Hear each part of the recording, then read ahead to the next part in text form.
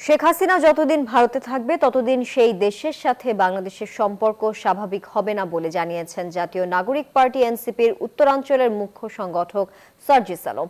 বৃহস্পতিবার দুপুরে লালমনিরহাটের পাটগ্রাম পৌর শহরের চৌরঙ্গি মোড়ে আয়োজিত পথসভায় তিনি এ কথা জানান। আরো বলেন, সম্পর্ক ভালো করতে চাইলে প্রতিবেশী হিসেবে সম্মান ও শ্রদ্ধার সম্পর্ক হতে হবে।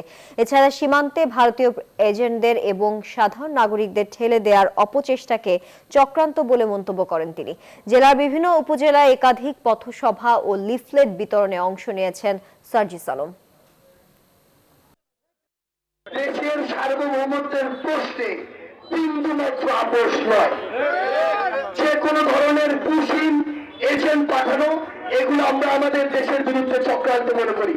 এগুলোর বিরুদ্ধে সরকার, প্রশাসন এবং জনগণের ঐক্যবদ্ধ আমরা একটি প্রচেষ্টা প্রত্যাশা করি। আমরা যদি ঐক্যবদ্ধ থাকতে পারি তাহলে আর এটার কোনো সুযোগ থাকবে না বলে আমরা বিশ্বাস করি।